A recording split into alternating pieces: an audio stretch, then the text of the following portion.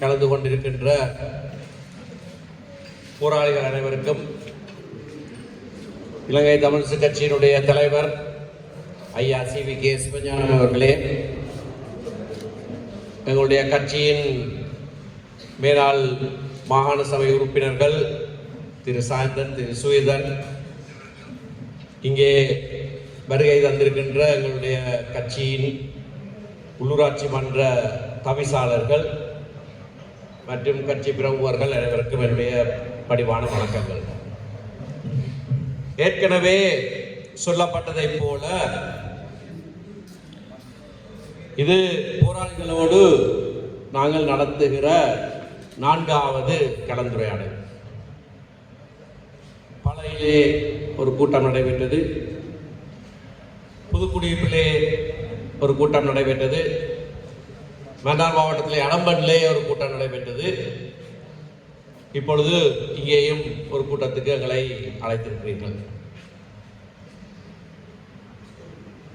இலங்கை தமிழரசு கட்சி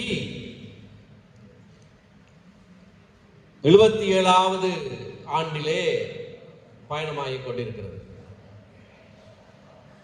எங்களுடைய கட்சியினுடைய ஸ்தாபகருடைய பிறந்த தினம் இன்னும் 2 நாட்களிலே வர இருக்கிறது. அவருடைய நினைவு நாள் அடுத்த மாதம் 26ஆம் தேதி வருகிறது. அவரை தந்தை என்று அழைக்கிறோம்.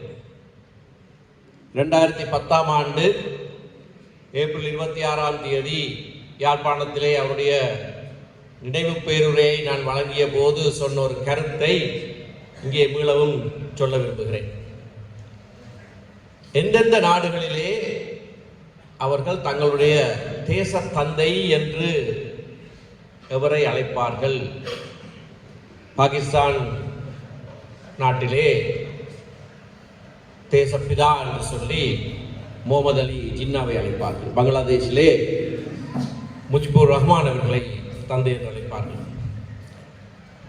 அதற்கான காரணம் என்ன? நாங்கள் ஒரு தேசம் என்கின்ற அந்த கருத்தை விதைத்தவர் தான் அந்த தேசத்தினுடைய தந்தை என்ற ஸ்தானத்தை பெறுகிறவர். 1949ஆம் ஆண்டு பிரஜா உரிமை சட்டம் நிறைவேற்றப்பட்ட போதும்,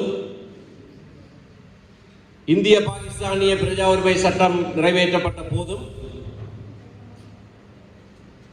இலங்கையிலே வாழுகிற தமிழ் பேசுகிற மக்கள் ஒரு புரிதான தேசம், சர்வதேச சட்டத்திலே ஒரு மக்கள் என்று அடையாளப்படுத்தப்படக்கூடியவர்களுக்கு சுய நிர்ணய உரிமை உண்டு என்று சொல்லி அதன் அடிப்படையிலே ஆரம்பிக்கப்பட்ட கட்சி இலங்கை தமிழரசு கட்சி. அதுதான் தமிழ் தேசியத்தினுடைய அடித்தளம். அதுதான் தமிழ் தேசியத்தினுடைய அடித்தளம். அதற்கு முன்னர் நாடாளுமன்றத்திலே அவரும் உறுப்பினராக இருந்தது அகில இலங்கை தமிழ் காங்கிரஸிலே.